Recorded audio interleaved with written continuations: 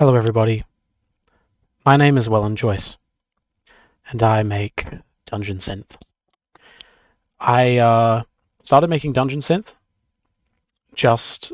really it was about 3 years ago, when I started making Astra Telepathica, Our Distant Stars, which was my first attempt at Dungeon Synth, and the whole album that you hear there was actually made 3 years ago.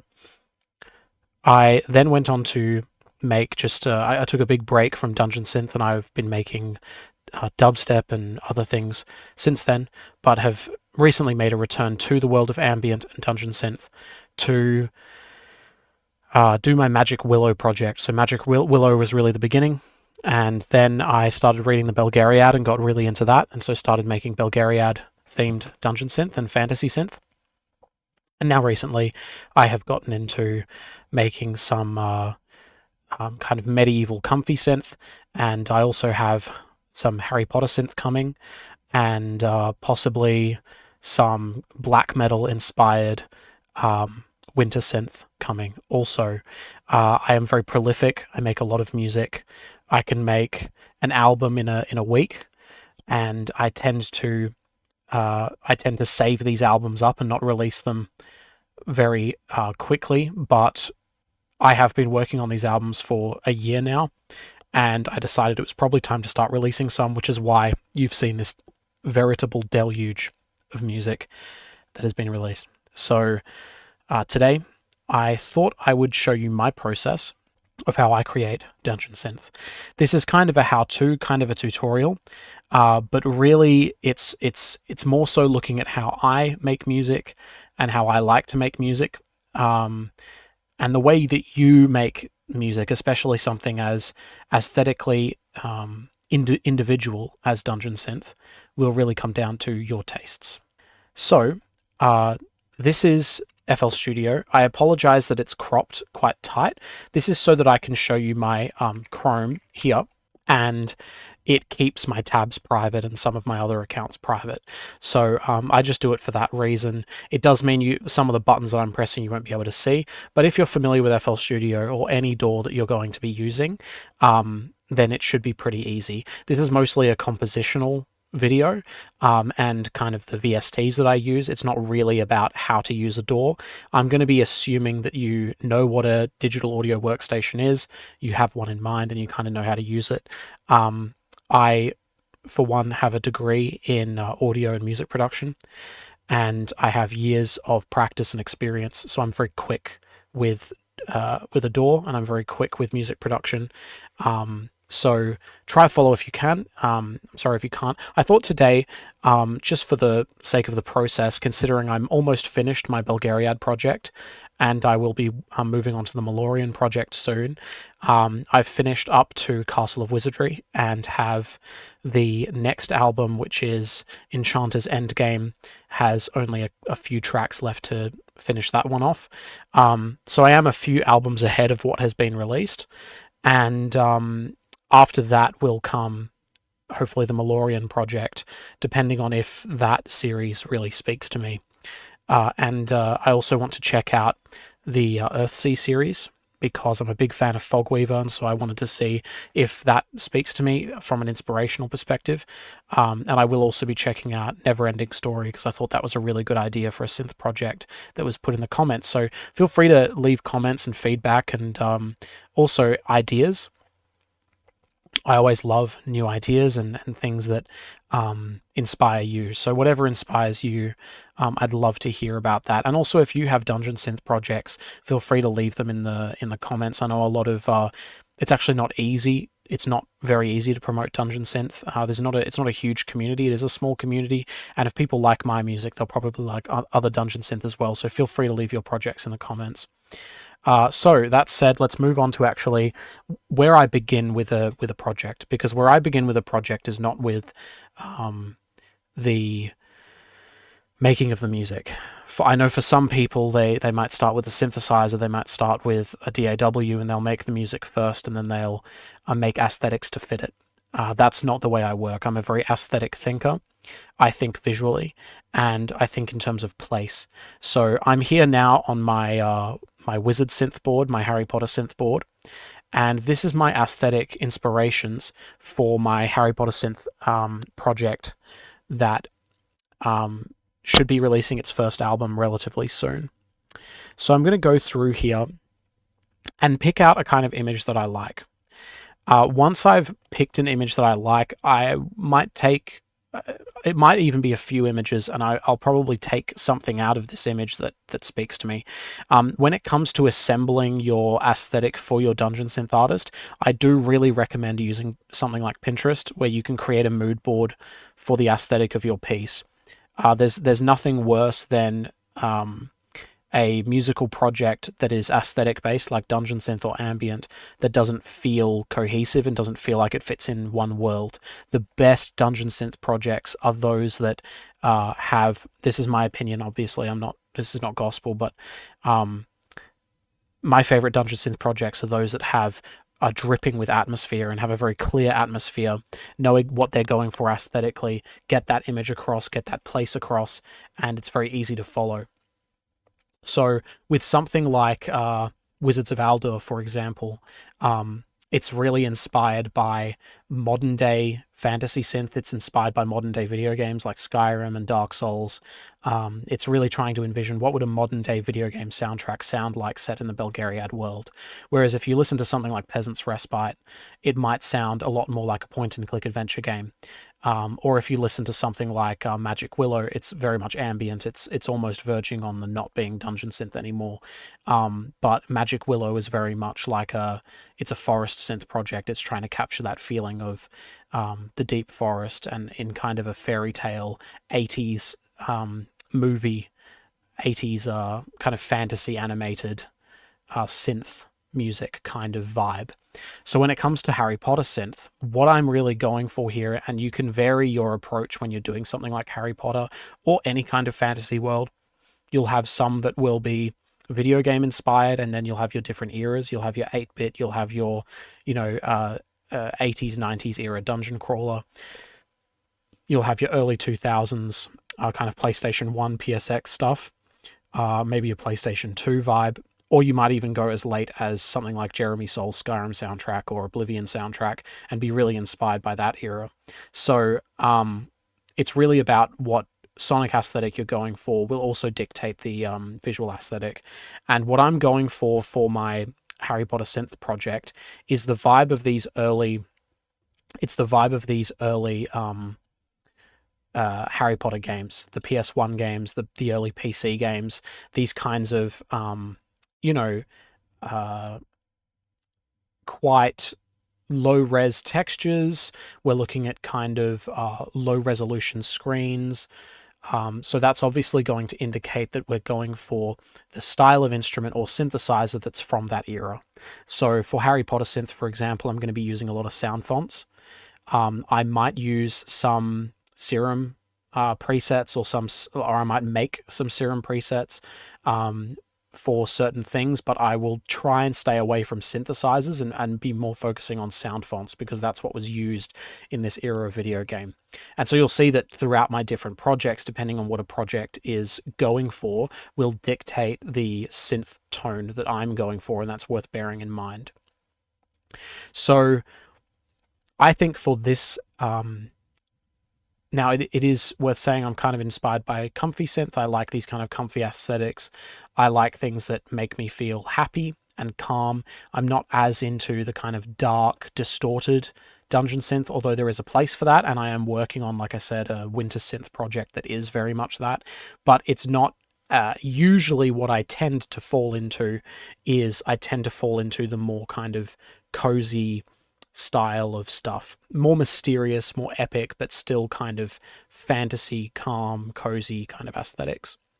This here I really like, and this was the first picture I added to this board, I believe. I felt like it captured what I was kind of going for, which was it's kind of weird, it's mysterious, it's slightly off, but it's also bright, and it's illuminated, and it's warm color tones. So I think what I'm going to go for today is I'm going to make a let's say a theme tune for the moving staircase in Harry Potter. So that's what I'm going to go for. So I'm going to go for a moving staircase in Harry Potter. If we flip over to FL Studio now, The first thing I'm going to do is going to lay down my first instrumental line. I don't know what it's going to be until I kind of do it.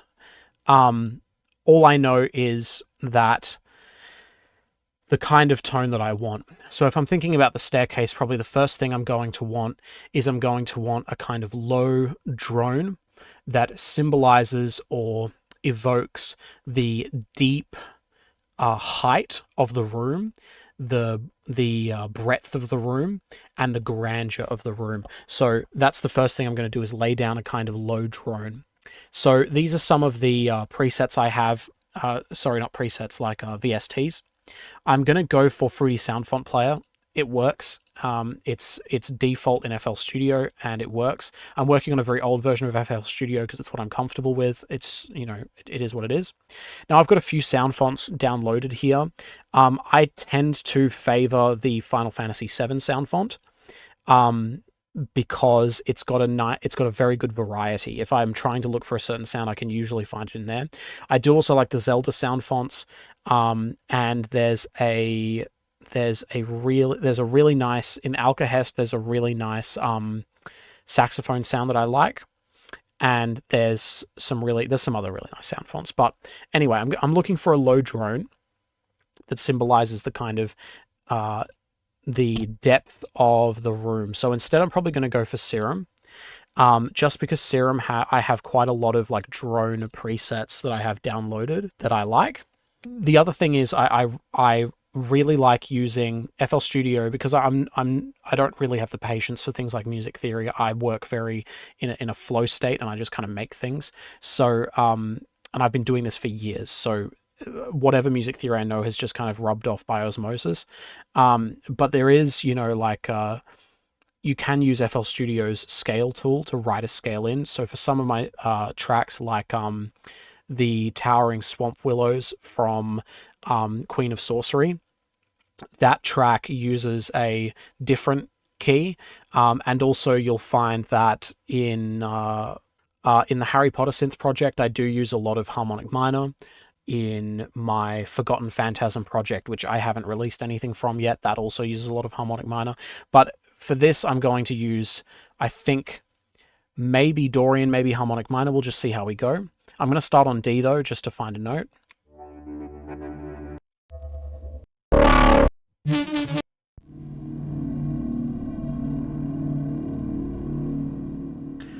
You'll see that that's one of my favorite pads that I really like. There's some good bass guitar tones there. What I'm really looking for is like a low droning pad. I might even go to Toxic Biohazard to find something. I might even make something depending on what I think.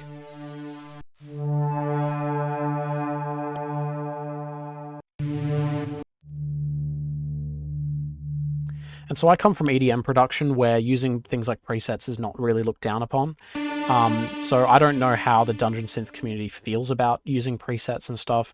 But considering we all use a lot of sound fonts are basically just presets that are from, and they're, you know, samples from a earlier time period.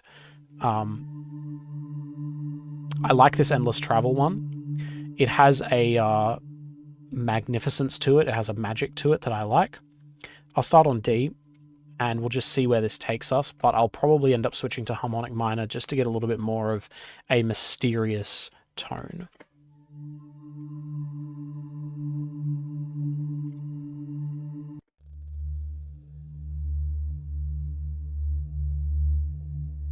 All right. So we can hear here we have the low drone, the size of the room, and you can hear in the background some little magical whispering, the atmosphere that's built up by the ages that this staircase has been around. Now what I'm going to do is I'm going to go to my sampler. This is a little hack for you. You can go to chord, and then you just select the scale that you want. I'm going to use harmonic minor here. I'm going to select D. I'm going to do D harmonic minor. Just because I'm used to writing in D and I know all the stuff that goes along with it. I'm literally just going to place this chord down everywhere that I can. Now if I go back to Serum here, you can see that it's all highlighted there so that I can stay in key. Now I think I'll just write in like a kind of mysterious bass line here that we will follow throughout the track. Oh, need to turn off the chord here. None. There we go.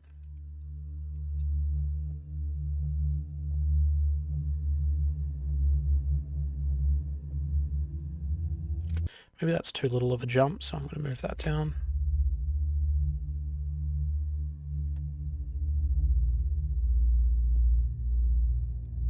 No, this doesn't follow. So it's a lot of this. It's a lot of playing around until something sticks.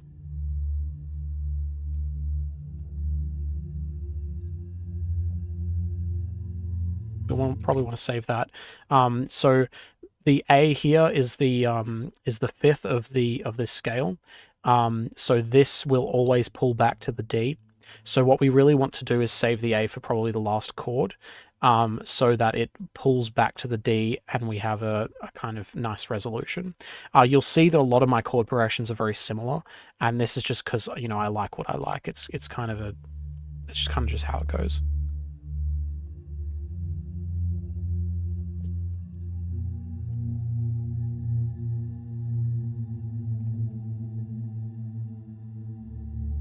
Okay, this works. Now this is a very, very basic kind of a harmonic minor kind of way of doing things. Now I will say I'm not using my normal headphones right now because these ones have a microphone, so I'm not gonna like mix it really well today. I'm just gonna show you how I compose this, and then I'll mix it and master it at a later date. Now I'm going to add a sound font. We've got our little bass tones. So the reason, like, what I use sound fonts for, because I don't tend to use them for the low bass tones, the kind of pads and stuff, because they do tend to kind of loop in a very, what I find a very unpleasing way, in a very kind of stuttery way. So instead, I'm going to be using sound fonts mostly for leads, maybe for harps, flutes, maybe some strings, but I do have a better sound font set for strings, which I'll show you, because I think we'll use strings on this. So let's go to Final Fantasy VII, my favorite set of sound fonts. And what kind of instrument am I hearing here? I think I'm hearing a Final Fantasy VII clarinet on this, because... And if the clarinet doesn't work, I might switch to the saxophone from Alcahest. Where's the clarinet? There it is. I've just literally been hovering over it the whole time.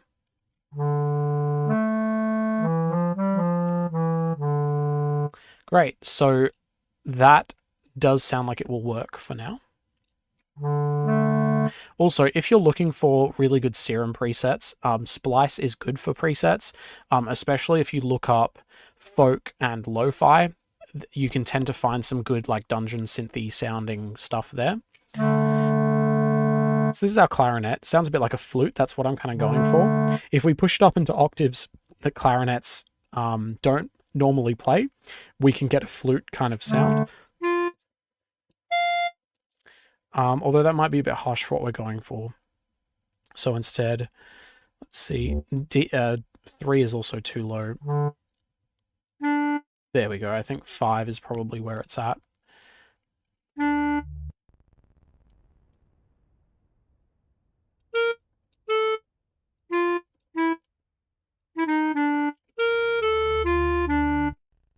Okay, we got our first note, our first little thing.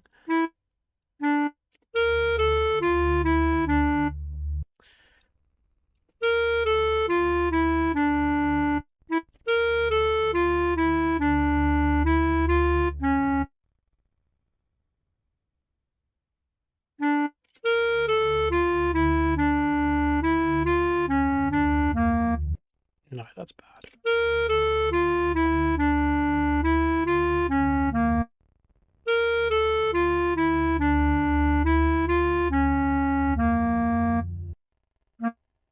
Let me just check this bass, make sure that it's actually working with it. It's going to F, so we really want...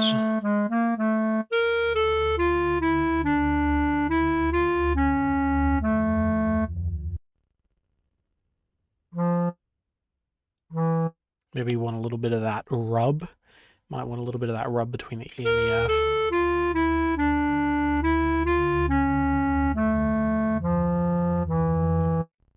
Okay. Got a nice start there. Now this is going to go to a different note here.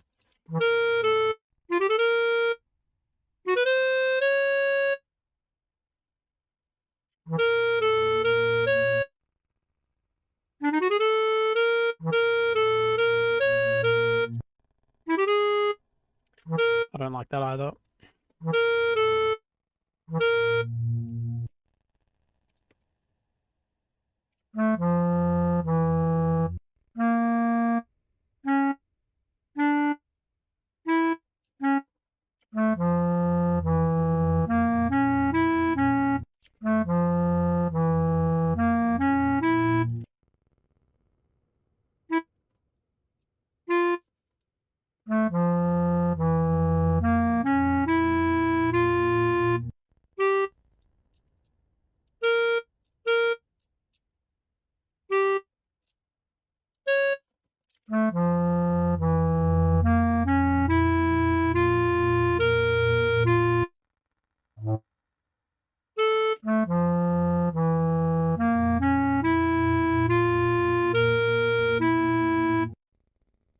Now, E is good because if you go to A here,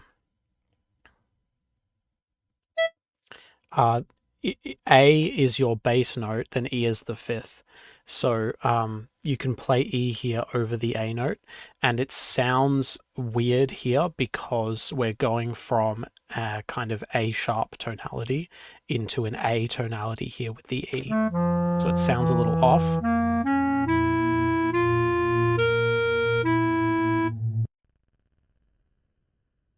I close on an F.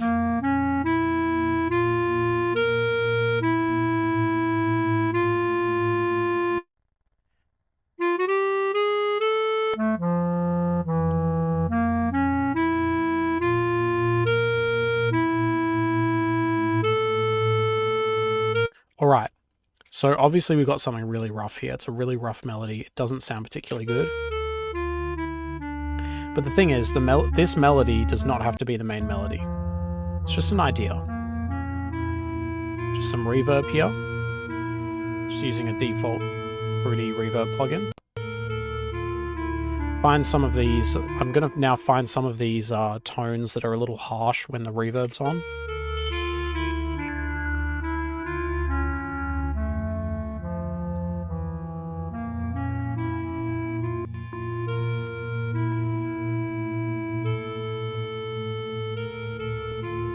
In terms of mixing and mastering, I do cut a lot of the highs on a lot of my instruments because Dungeon Synth kind of thrives in this very,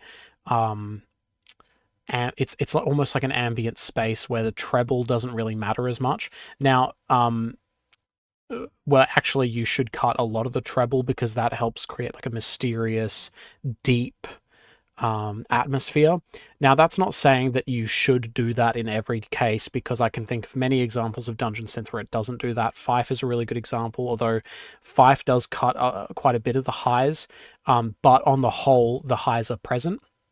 You also have other artists like but a good example is Aura Merlin. Aura Merlin will include highs, especially in the percussion, but for a lot of the synths and stuff, the highs are quite drawn back. They're not like something like house or hardstyle where you have these extremely harsh highs. So I pull the highs back quite a bit. It creates that ghostly, otherworldly feeling.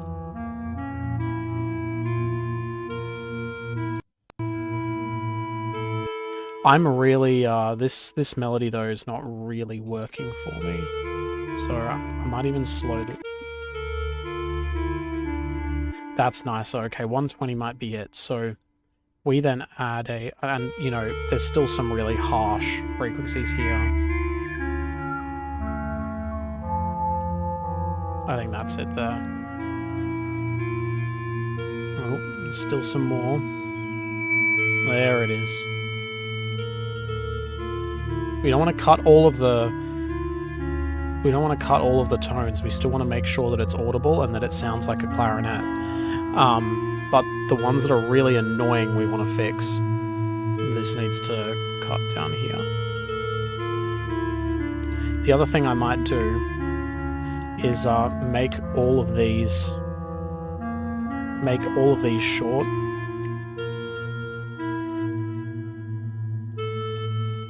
Then add some release.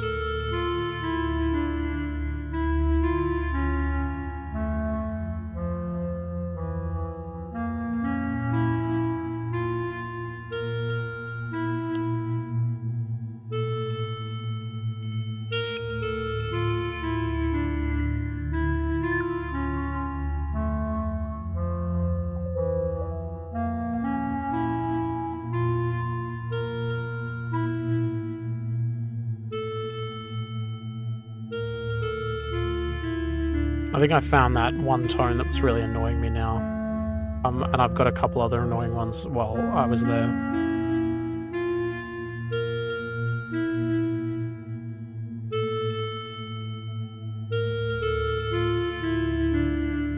Okay, that's not bad. Now we're going to add a couple more things. I think some of those harsher tones will disappear if we have some more instruments. So I'm going to add a harp. I really think we need, and it's not going to be like what you might be thinking. What we want is a kind of what I want is I want a instrument that's going to be a deeper kind of almost arpeggio. So I'm going to find my harp. There it is.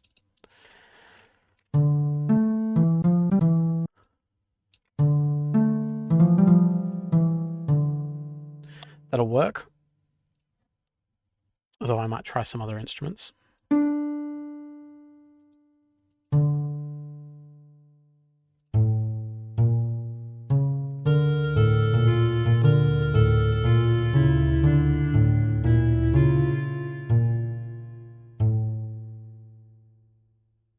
What was the second note? I keep forgetting it's an F.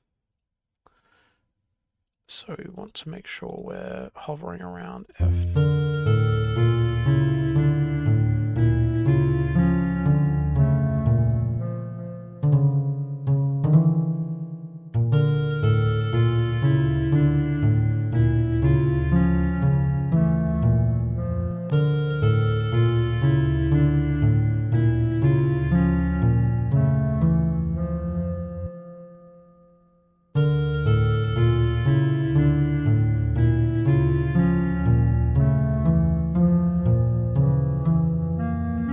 So having this, this style, by the way, of having like a repeating line that isn't really, it's not playing a chord, it's really just cycling through the notes of the scale, and we're just kind of making sure that it centers around the note from the chord. This was actually something that I got from trying to do a tribute to Fogweaver's Raising Up the Mage Wind, and I noticed that track has this kind of repeating 4 or 5 notes that just continue throughout the whole thing, and I really liked that, and I liked the sound of that, and I liked how thoughtful it was. So I kind of I'm trying to use that a little bit more here. Here I'd like to jump up a bit.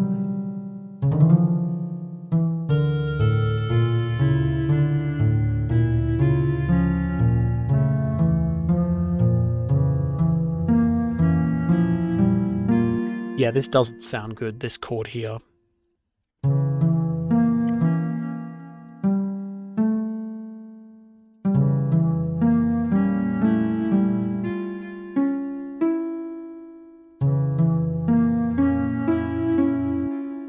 This is another thing I like to do, is have like melodies overlapping.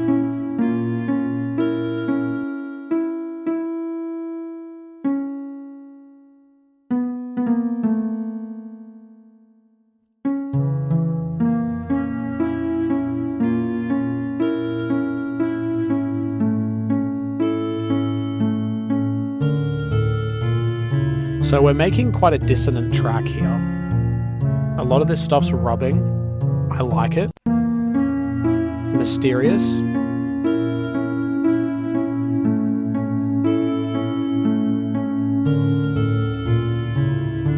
don't think I like this bit. I think I just want to do it like an up and down. I think I'm going to go against exactly what I said. Yes.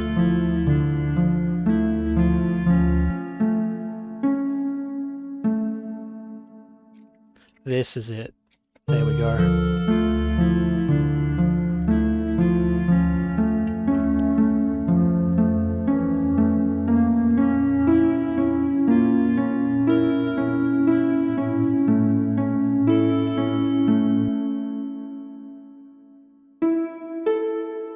Okay, I like that. Let's just listen to this last bit. There we go. Brilliant. All right. So you can see how this song kind of spoke, and it wasn't really me doing anything there. It was just that the song, like that line to me, just seemed to emerge from what was already there. And a lot of the time, song making is very much discovery more so than it is, you know, someone actually creating anything. What I'm bringing to it is my aesthetic understanding. What I'm bringing is what I understand of, you know, the way that aesthetics work and what sounds good with a certain visual theme. And I'm thinking constantly here about this original image, this one here. I'm thinking about the how does this make me feel, and how do I want to capture this feeling? At the moment, I feel we have the spookiness and we have the kind of darkness and the medievalness. We are currently kind of missing the warmth, though. So we'll try and find some warmth here. I'm going to start with my favorite saxophone, the Alcehest saxophone, on a D. Now, you'll probably hear that my jump from a D to an A, the bum bum, is actually my probably my favorite way to open a melody, and I do it constantly. I can't name a song off the top of my head, but you can pretty much find. You could probably find one or two songs on every album that open like this, in terms of melody. D, A.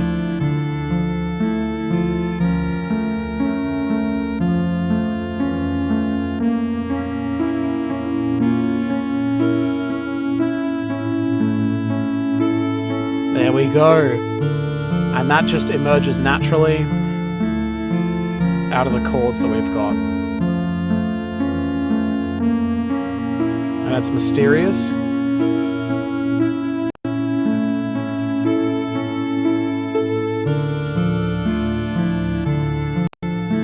Let's cut some of these highs.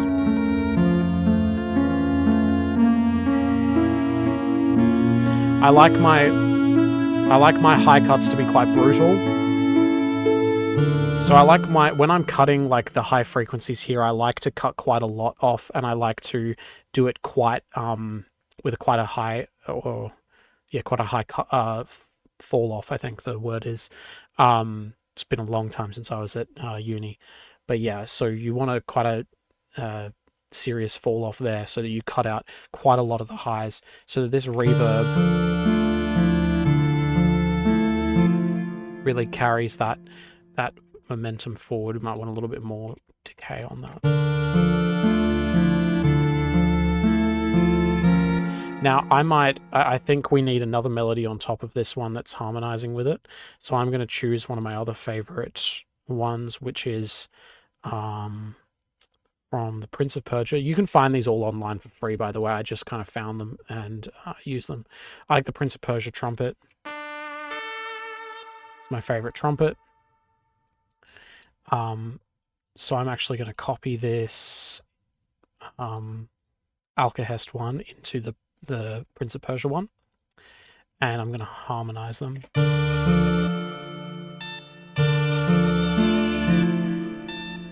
Needs to go down the octave for sure. Why does that sound so awful?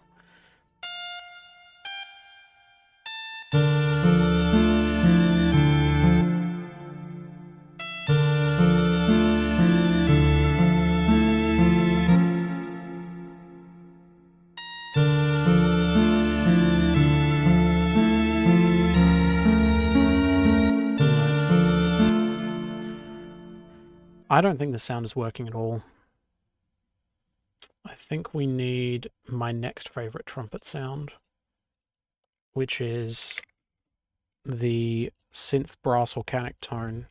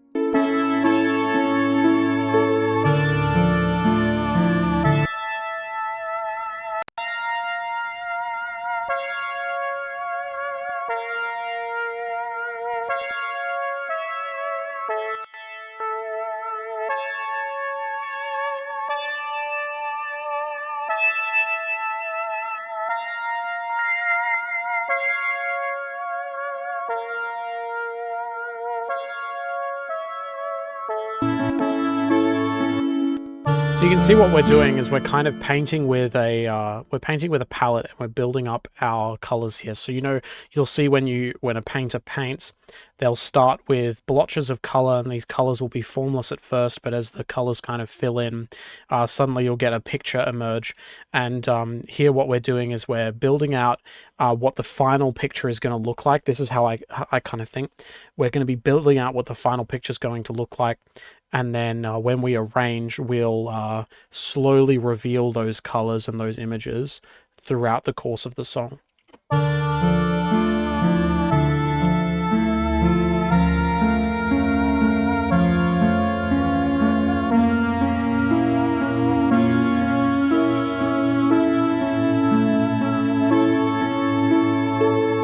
So that's our A section. I don't often do A sections and B sections in tracks. Usually my tracks are progressive. They start with one or two instruments and they slowly build their way up until you have a kind of cacophony of different melodies on top of each other, with this very strong epic atmosphere. And then you kind of fade out into, basically it's about the way that these melodies play on top of each other and in these kind of interplays of melodies. But sometimes I will do B sections. Sometimes I will do, a couple different melodies or chord progressions. And then the fun comes when, especially at the end of the track, I very rarely will have a track where the B section and the A section doesn't play on top of each other. I very often do that. It's a bit of a motif of mine. So I'm actually going to use some strings. I'm going to show you this very cool plugin called DSK Overture. It can be a little slow and it's a little jank, but it's got some really great samples and it's completely free. So you don't need to drop hundreds of dollars or thousands of dollars on getting a kind of professional plugin like this. You can just use this. You can use this plugin. So I'm going to use the string section F, which I assume means forte, but it might mean full because it's the full string section. I'm going to turn the release down a bit. Yep, that sounds good. It's very quiet at the moment, so we're going to link it here. I'm going to use Ravage Light to do a little bit of distortion and push the volume up a bit.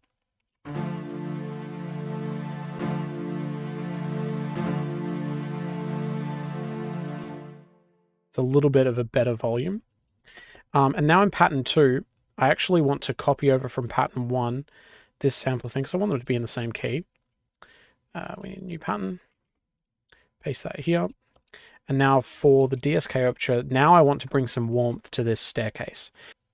So I want the feeling of maybe a slight feeling of mischief. I want a slight feeling of warmth, and I want a slight feeling of home, because we are in Hogwarts and we are trying to feel that feeling of a home away from home. So I'm going to start with a simple minor chord here.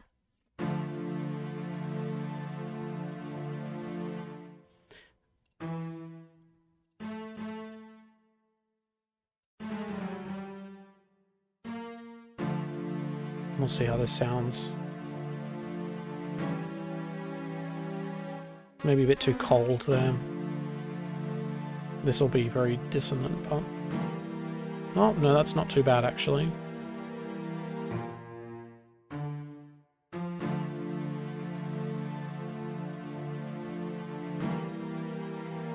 That's nice, that's melancholy. That's warm, love that. E, and we want an A, I think.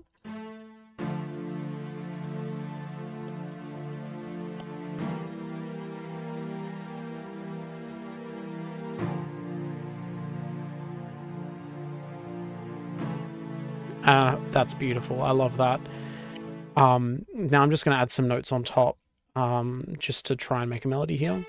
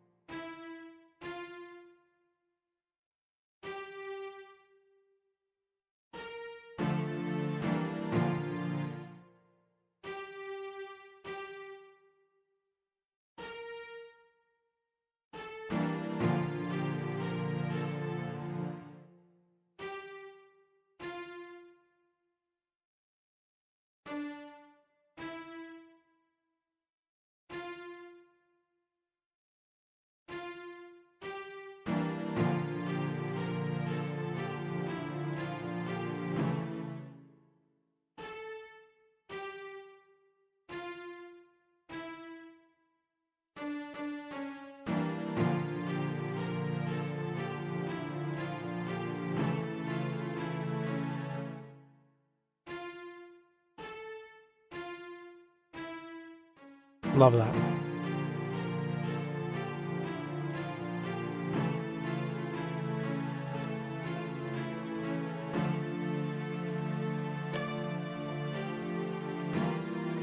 So we get here in this melody here, it never really resolves. You have the happiness, you have the warmth, you have a bit of the melancholy, but the melody here never resolves because it goes straight from a C sharp here, straight to an A. So instead of going from the C sharp and then to the D, instead we go from the C sharp back to the A, then to the D. So it never actually resolves, but the chord progression is resolving.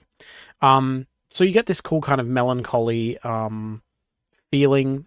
You get this feeling of a lot of the time, if you have a melody that doesn't resolve, this is something I learned from my brother. We do a bit of composing together. If you have a melody that doesn't resolve over the top of a chord progression that does, or even a chord progression that doesn't resolve but loops, it does feel sadder and more melancholy. But sadness can be beautiful in musical form. And so here we do get a little bit of the warmth. We do get a little bit of the mysteriousness.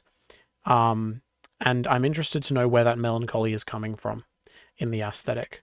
If we see this here, it doesn't scream melancholic. And yet, because of the chord progression we've chosen, that melancholic does kind of drip from the song.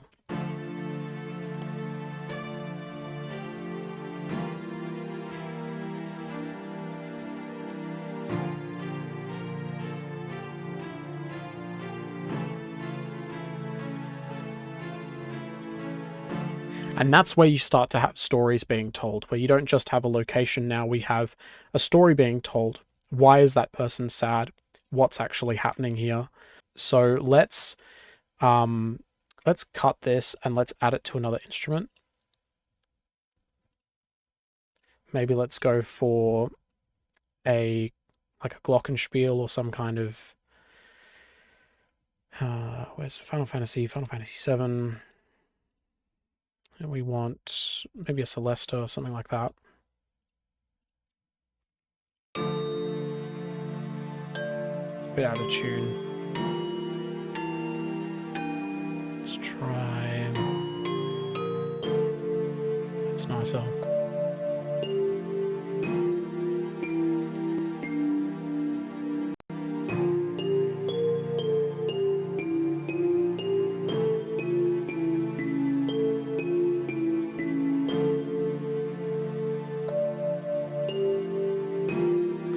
Now, I'm not a huge fan of the way that this rhythm shifts, so maybe what I might do is add a kind of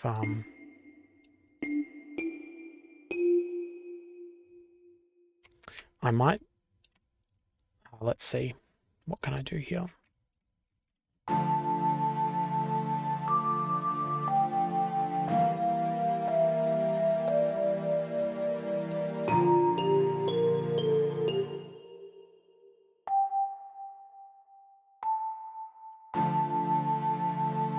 And what I might do is then copy this to another instrument. Oh, actually, maybe to our Syrup 2.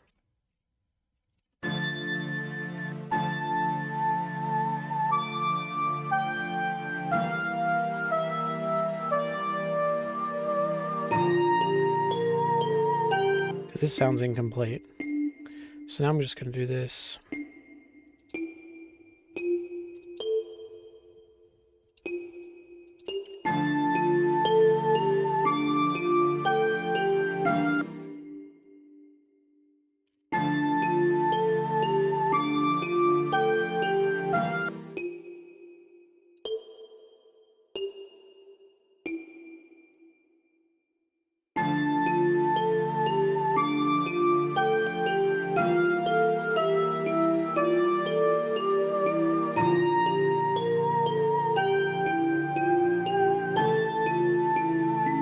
There we go.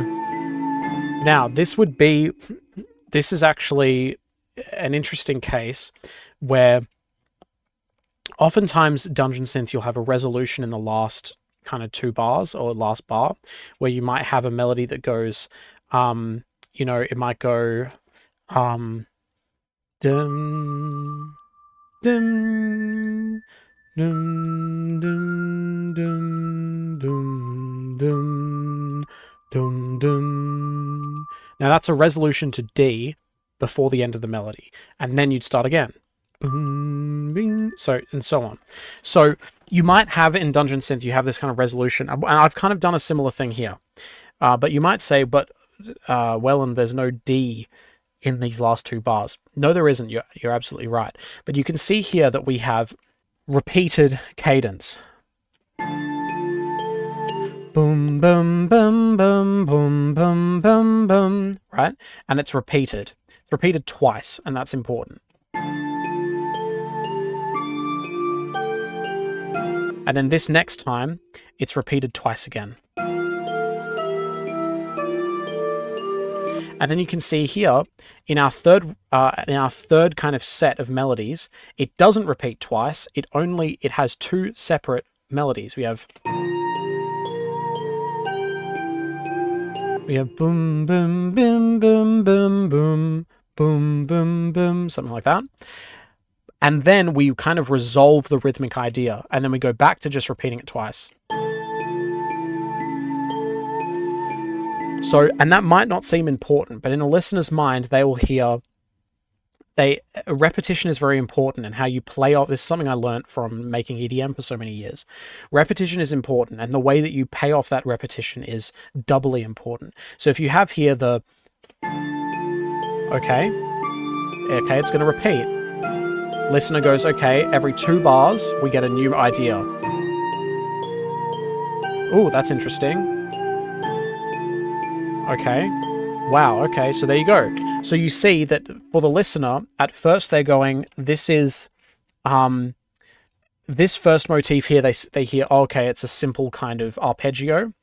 Okay, yep, they're repeating that arpeggio twice. And then the listener will go, okay, we're going with that theme. This is a different arpeggio, so therefore every 2 bars, we're going to change this arpeggio. And then here it repeats again. But then we get to bar 5, and the listener is expecting this to repeat again at bar 6, but it doesn't.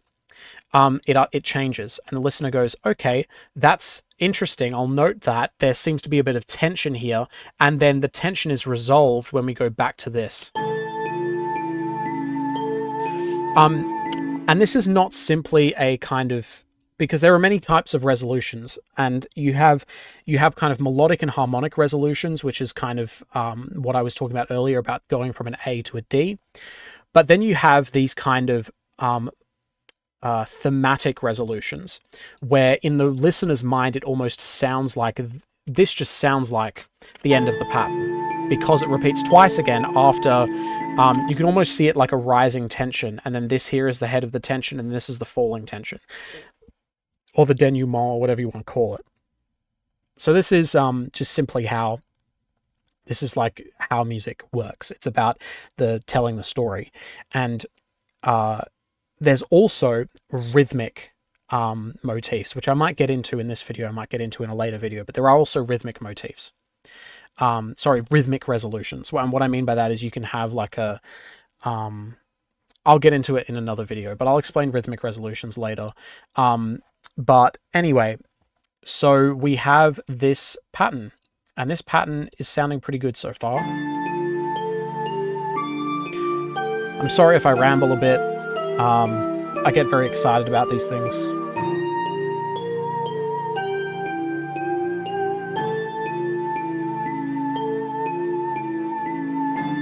Okay, we need like a low tone, maybe like a piano tone. I think I know what I want. I think I want the airsoft piano. It's not playing, one moment. There we go. How's that? So I think that's what we want.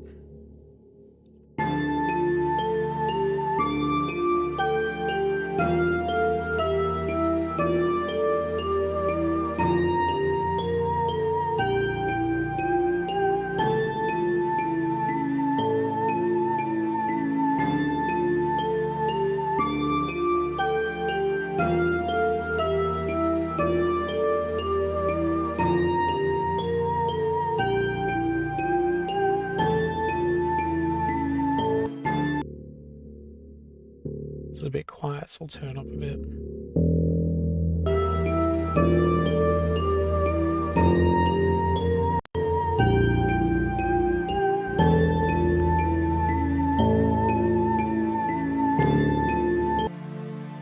This is very quiet, so I'm going to actually add another ravage. It shouldn't distort too much yet. And then there's a bit of a fizzly high end here.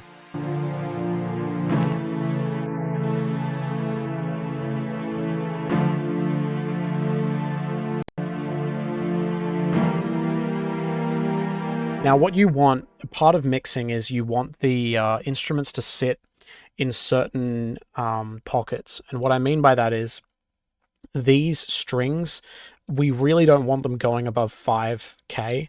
And I mean, we really don't want them too low either. We don't want them going below 100, because we're going to have the piano probably sitting in the kind of 100 realm. You can see how that's really deep. So we want to cut the piano as well above a certain point, probably 2K, so that, because one of the things with mixing is that if frequencies overlap, it's going to sound cluttered. If frequencies overlap too much. So when you have something like strings and this, we want them to sit in their own pocket. And that's what I mean by pocket, is that this pocket is around here, about 100 hertz. The strings pocket is about here at about, 100 to 2000. And then if we add in this is really bulking out that kind of 200 hertz and the kind of 2K. And then this here is really sitting up here at like the 5K, 2 to 5K. And that's what's really giving it that high end.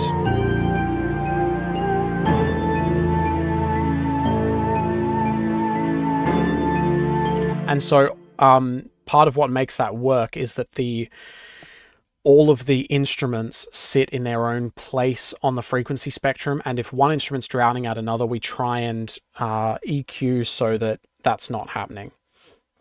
Let's add some reverb to this trumpet though. Okay, we're going to add another trumpet. Not Serum, actually, not Serum. We're going to use another sound font, and we're going to use some brass, maybe some Final Fantasy brass. Let's see if it sounds good. French horns, maybe. Nope, that's not what I want. Maybe a trombone. Nope, trumpet. Good work. Synth brass. Nope. Let's try brass. That's exactly what I want. So I want something epic like that. No,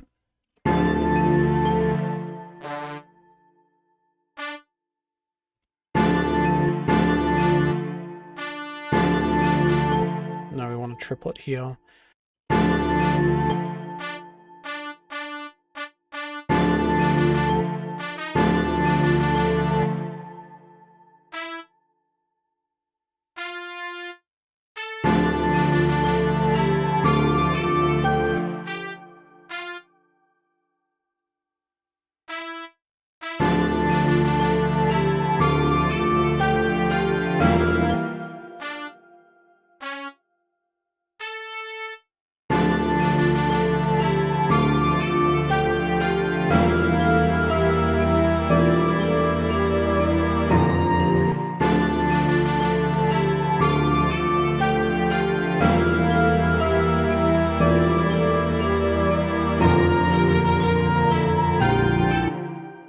That A sharp sounds terrible, doesn't it? Let's push it down to the bottom A sharp then.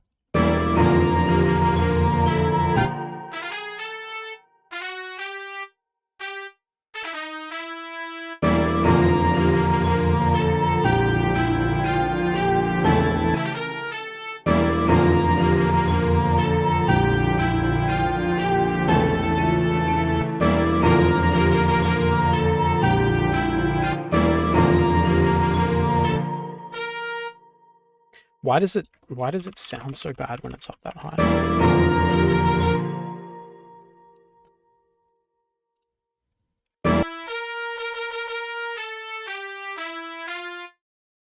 I might even push it a bit like that.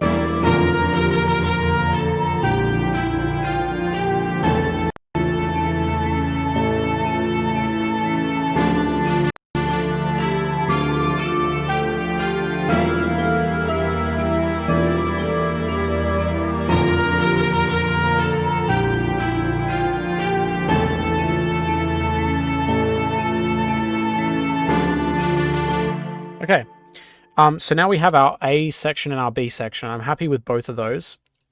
Now the way that I arrange is I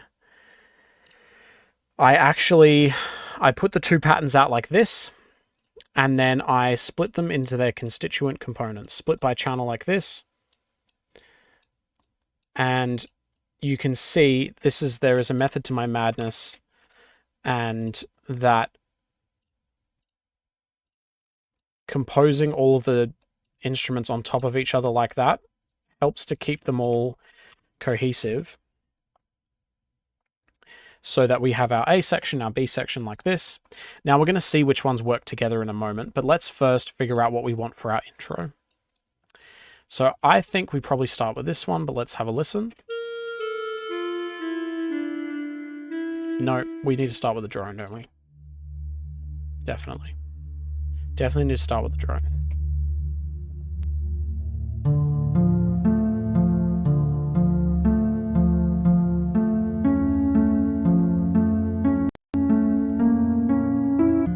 And I just let the song flow, let the song speak for itself. Whatever feels should come next is what I put. It's very simple.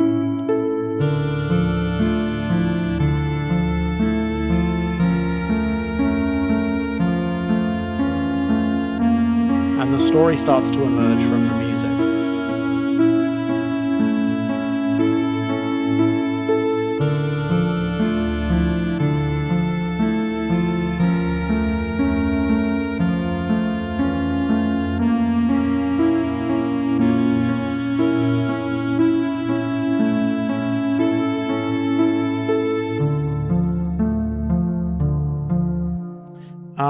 Now, I'm not actually happy with how that ends there.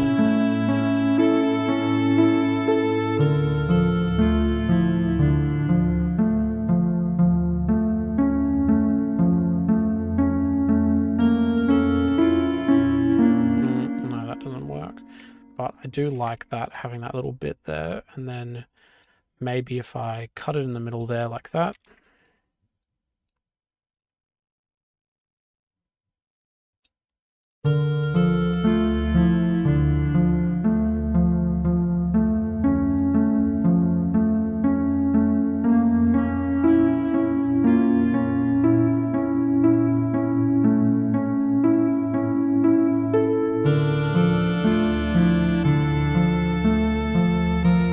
So I just want to let this saxophone shine for a moment.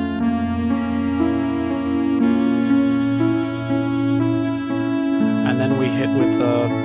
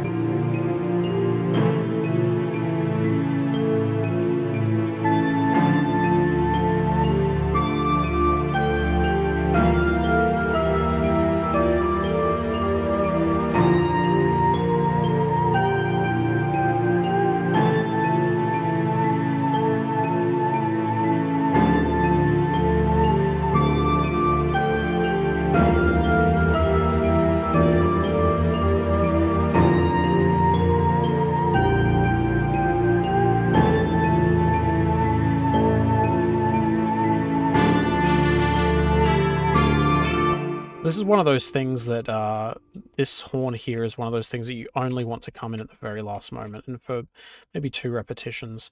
So what we want to do is set up this bit here, that this is going to kind of come back in.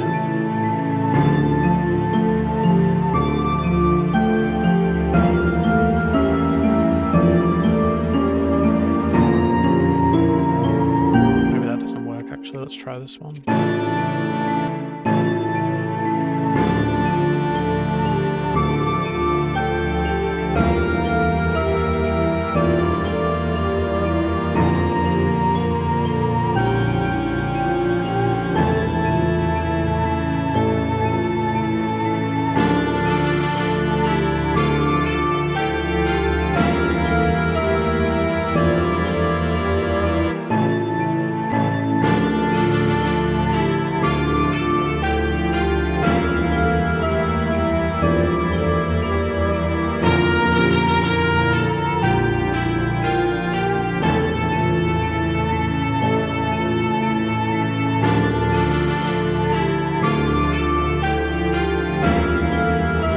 Okay, so we're getting there. Now for the final part of the arrangement of the song, like that just seemed to me how the song should flow. I'll probably just repeat this bit as an outro because it's kind of gloomy, but in a nice way. There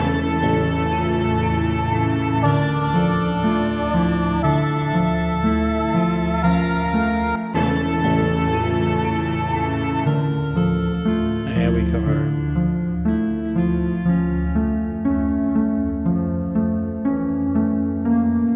Beautiful. So now the question is, now that I've actually made the track, I'm going to save it. But the question is, what do I call it? Because do I think that it is enough to call the magical staircase? Do I think that it is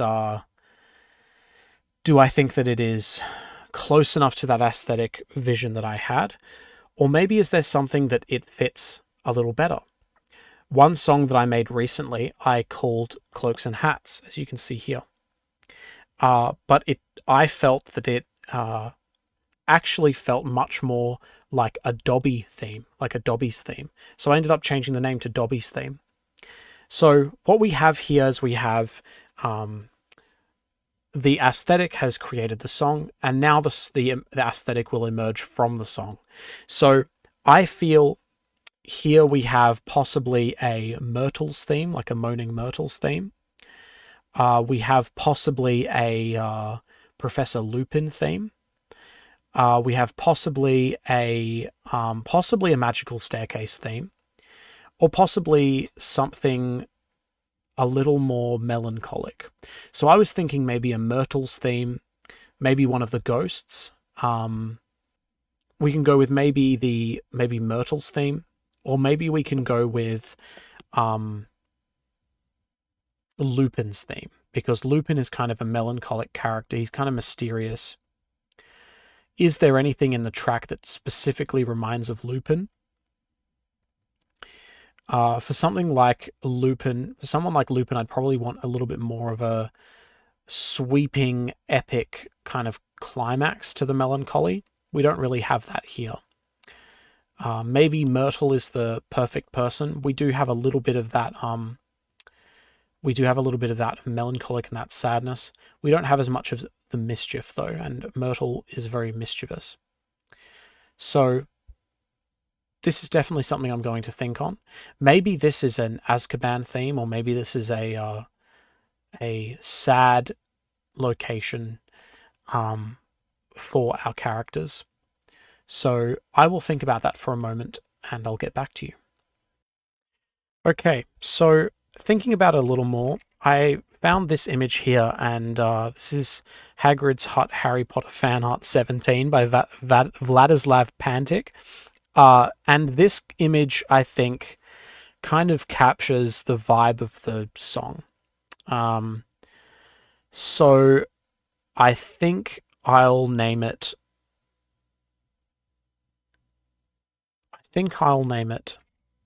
This.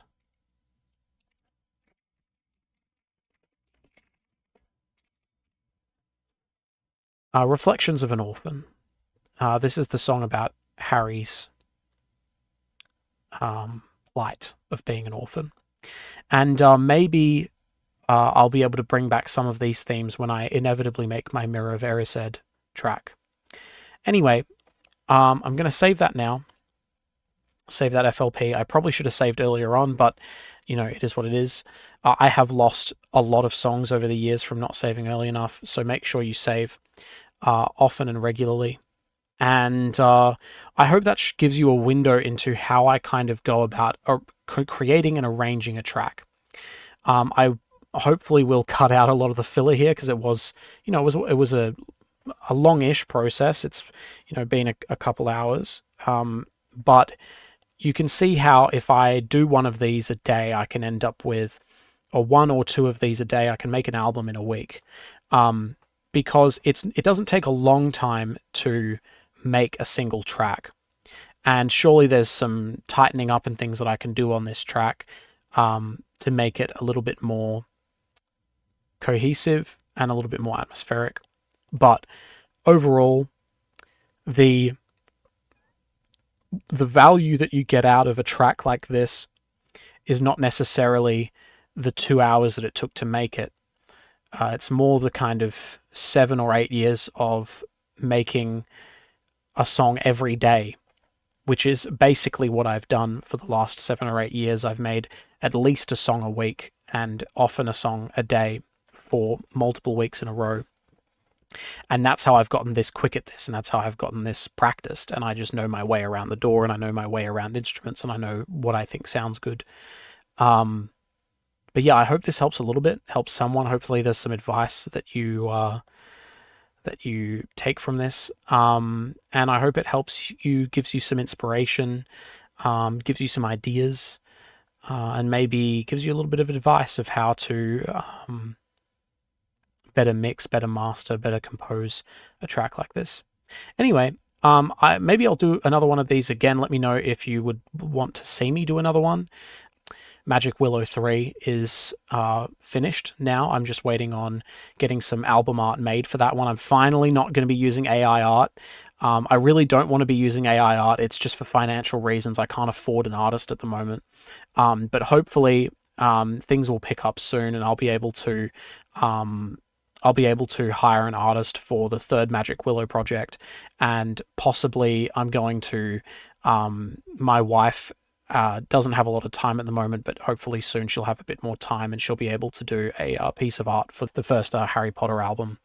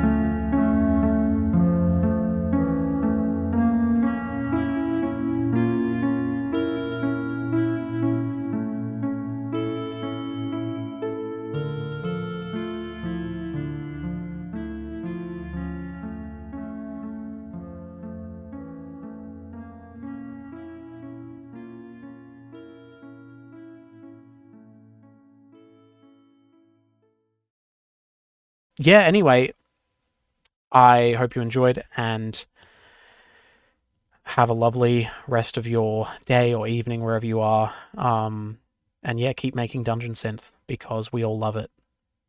Bye.